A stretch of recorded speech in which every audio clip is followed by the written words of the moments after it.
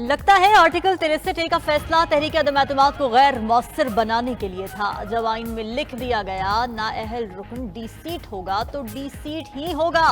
एक तरफ राय दी गई मुनहरिफ रुकन डी सीट होगा, दूसरी तरफ कहा गया कि नाअहली की मुद्दत का फैसला पार्लियामेंट करे। ये तो तजाद है। चीफ जस्टिस पाकिस्तान जस्टिस काजी फायजीसा की आर्टिकल 63 नजरसानी अपीलों पर समाअत के दौरान रिमार्क्स। कहा अदम-ए-एतमाद में अगर वोट गिना ही ना जाए तो वजीर आजम हटाया ही नहीं जा सकता। अगर अरकान का वोट तक गिना नहीं जा सकता तो क्या किया जाएगा? जमीर का फैसला कौन करेगा? लोगों के जमीर में कौन झांकेगा? क्या आर्टिकल 63A से मुताल्लिक फैसला आइन के आर्टिकल 95 और 136 के बरखिलाफ नहीं? चीफ जस्टिस के सवाल पर सदर supreme court bar Shahzad Shaukat ने कहा, जी बिल्कुल, ये फैसला आर्टिकल 95 और 136 के बरखिलाफ है। फैसले में कहा गया इनहिराफ करप्ट प्रैक्टिस जैसा है। चीफ जस्टिस ने रिमार्क्स दिए, हम कौन होते हैं किसी की जमीर का फैसला करने वाले? दौरान समाअत बानी PTI के वकील अली जफर की नजरसानी अपीलों की मुखालिफत। वफाकी हुकूमत और पीपल्स पार्टी ने नजरसानी अपील की हिमायत कर दी।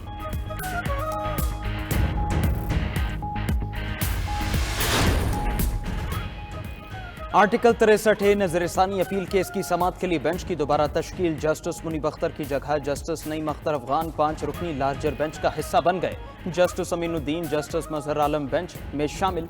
जस्टिस जमाल मंदखिल और जस्टिस नईम अख्तर अफगान 5 रुकनी बेंच का हिस्सा है। केस की समाअत के दौरान चीफ जस्टिस काजी फाजीसा ने रिमार्क्स दिए। जजेस कमेटी मीटिंग में जस्टिस मंसूर अली शाह का इंतजार किया गया, लेकिन उनके इनकार के बाद हमारे पास कोई ऑप्शन नहीं बचा। जस्टिस मुनीब अख्तर को बेंच में शमूलियत की दरख्वास्त भेजी गई, लेकिन उन्होंने अपनी पोजीशन बरकरार रखी। मैं नहीं चाहता दूसरे जजेस को डिस्टर्ब किया जाए, इसलिए नईम अफगान को नए लार्जर बेंच में शामिल कर लिया गया। सुप्रीम कोर्ट में अब कुछ भी बंद दरवाजों के पीछे नहीं होता। समाअत के आगाज में PTI वकील अली जफर ने बेंच पर एतराज उठा दिया।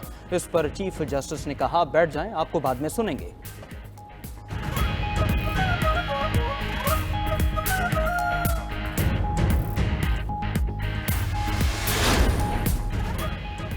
चाहे कोई गालियां दे, हम आईन और कानून पर अमल करेंगे। चीफ इलेक्शन कमिश्नर के इस्लामाबाद के 3 हलकों की इलेक्शन ट्रिब्यूनल की तब्दीली पर समाअत में मुकालमा। PTI वकील शुएब शाहीन ने कहा, हमने आज तक गाली नहीं दी। चीफ इलेक्शन कमिश्नर ने कहा, ये बात आप अपने साथियों से पूछें। मेंबर खैबर पख्तूनख्वा ने कहा, आपको कोई फेवर दे तो वो इंसाफ करता है, क्या आप बाकी नाइंसाफी करते हैं? चीफ इलेक्शन कमिश्नर ने वकील नून लीग को 3 हलकों के लिए अलग अलग दरखास्त जमा करवाने का हुक्म दे दिया। इलेक्शन कमीशन ने समाअत 4 अक्टूबर तक मुलतवी कर दी।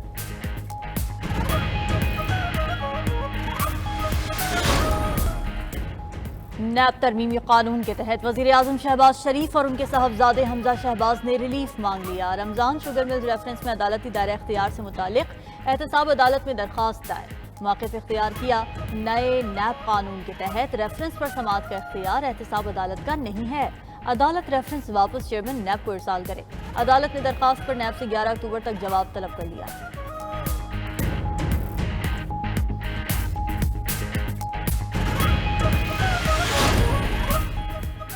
वज़ीर आला खैबर पख्तूनख्वा अली अमीन गंडापुर के अडियाला जेल में बानी PTI से मुलाकात। मुल्क की सियासी सूरत हाल और पार्टी उमूर पर बातचीत की गई। ज़राए के मुताबिक मुलाकात में 28 सितंबर के रावलपिंडी एहतजाज पर भी बातचीत की गई।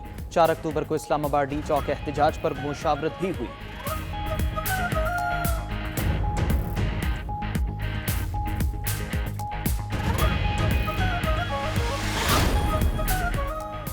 बुशरा बीबी को जेल में बेजा तंग किया जा रहा है। कैमरा के सामने तलाशी और रात को जगाकर जहनी अजियत दी जाती है। मुशीर इत्तलात KP बैरिस्टर सैफ का इल्जाम। वज़ीर इत्तलात पंजाब अज़मा बुखारी ने रद्द-ए-अमल दिया। झूठ बोलना और सनसनीखेज खबरें बनवाना बुशरा बीबी का पुराना शौक है। इनको जेल में इनके शौहर की तरह B क्लास की सहूलियात हैं। वो अंडे खाएं, मुर्गी खाएं या यखनी पिलाओ, मरीम नवाज को कोई परवाह नहीं।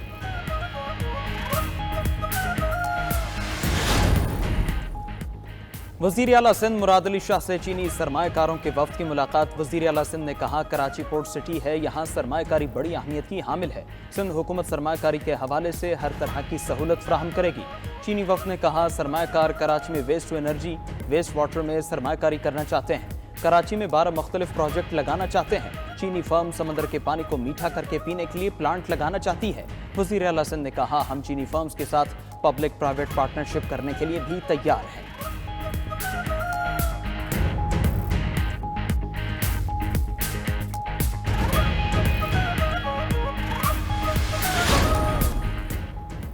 पीटीआई से निपटने का प्लान। पंजाब हुकूमत ने फैसलाबाद, बहावलपुर और मियांवाली में दफा 144 नाफिज कर दी। हर किस्म के सियासी इज्तिमा, धरने, जलसे, मुजाहरे और एहतजाज पर पाबंदी आयद होगी। फैसलाबाद और बहावलपुर में पाबंदी का इतलाक 2 और 3 अक्टूबर को होगा। मियांवाली में दफा 144 के साथ रेंजर्स भी तैनात। फैसला दहशतगर्दी के खतरात के पेश नजर किया गया।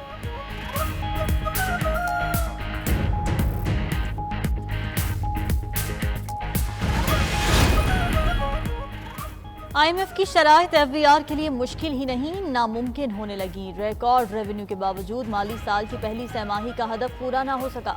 96 अरब रुपए के शॉर्टफॉल का सामना। 3 माह में 2556 अरब जमा करने के बावजूद FBR टारगेट तक ना पहुंच सका। रवा माली साल का 12,970 अरब टारगेट का हुसूल कैसे पूरा होगा, हुकाम ने सर पकड़ लिया। ज़राए के मुताबिक टैक्स चोरों के खिलाफ सख्त इक़दाम नागुज़ीर हो चुके। बैंक अकाउंट्स मुंजमद, जायदाद और गाड़ियों की खरीदारी पर पाबंदी के फैसले पर फौरी अमल दरामद करना होगा। उधर FBR ने इनकम टैक्स गोशवारे जमा कराने के लिए 14 अक्टूबर तक की मोहलत दे दी।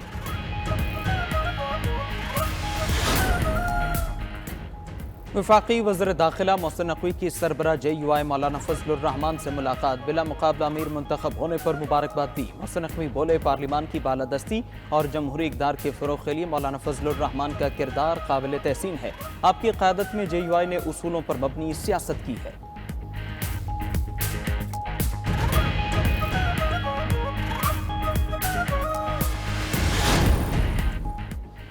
आवाम को साजिश के तहत सूबाइयत में तकसीम करने की कोशिशें हो रही हैं। सबको मिलकर साजिशें नाकाम बनाना होंगी।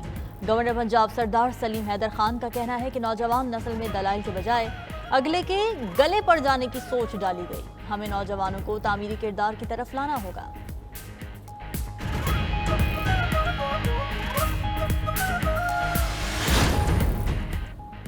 स्पीकर कौमी असम्बली सरदार यास सादिक से इस्लामी स्कॉलर डॉक्टर जाकिर नाइक की मुलाकात। उम्मत मुस्लिमा को दरपेश चैलेंजेस, बैनुल मज़ाहिब हम आहंगी समेत दीगर अहम उमूर पर गुफ्तगू। डॉक्टर जाकिर नाइक ने इत्तेहाद बैनुल मुस्लिमीन और इस्लाम के हकीकी पैगाम को दुनिया में फैलाने के लिए पाकिस्तान के किरदार को सराहा।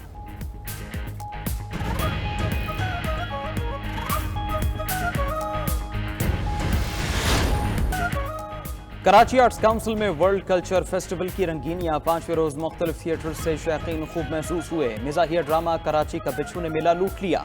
फनकारों की उम्दा अदाकारी और बरजस्ता जुमलों से हाजरीन खूब महसूस हुए। मोलियर का क्लासिक ड्रामा टार्टिफ उर्दू जबान में पेश। फनकारों ने खूब दाद समेटी। फेस्टिवल के दूसरे हफ्ते थिएटर के साथ म्यूजिक कॉन्सर्ट और कव्वाली भी पेश होगी।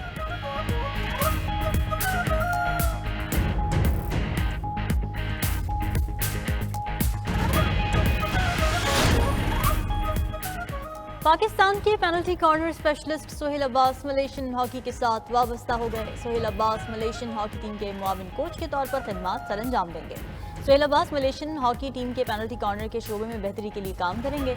इंटरनेशनल हॉकी से रिटायरमेंट के बाद सोहेल अब्बास का किसी भी इंटरनेशनल टीम के साथ ये पहला मुआहिदा है।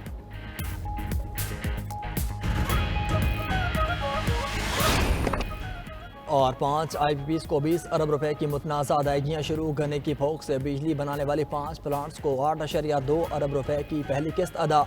नेपरा का मुतनाज़ा फैसला। IPPs को अदायगियाँ 2018 से ईंधन की लागत की मद में हुई। दूसरी जानिब इन पावर प्लांट्स की मनमानियाँ जारी।